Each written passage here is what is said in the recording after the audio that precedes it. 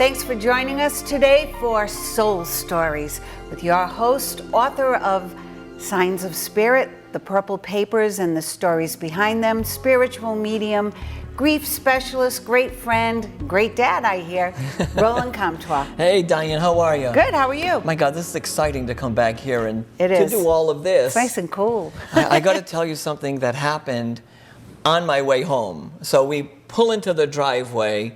I get up to that, you don't know, it's 800 feet all You have the way a long up. driveway, Right, long yes. driveway, and there was a deer giving birth to a baby. Oh my And this little gosh. baby fawn was sitting there being nurtured and cared by its mother. Put this little thing under a tree, left it there under the tree while it went out in the foraging for food and brought food back to its baby. Now, I bring this up because the last time we were here, we talked about signs and messages, right? Giving birth right in your driveway. Giving birth in the driveway.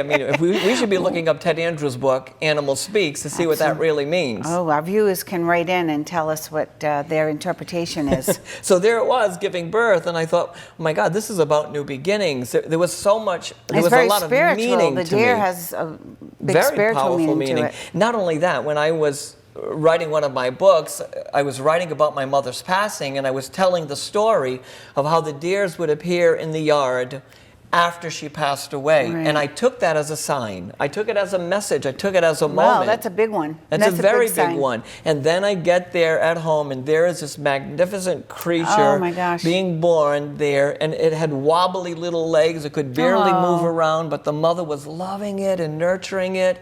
And I said, well, that's how it works. Signs and messages come in very extraordinary ways. Absolutely. Right? When we were going off the air last time, there was a woman from Guadalajara, Mexico. Very good, Roland. Thank you. You got your Guadalajara on.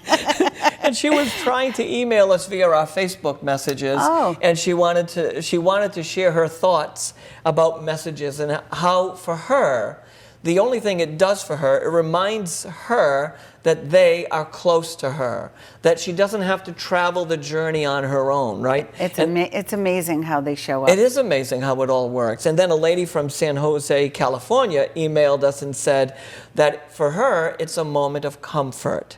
It's something that happens when she has that moment and she feels their presence. She feels surrounded in that love and that light and that energy. And I thought, my God, that's incredible. So as we were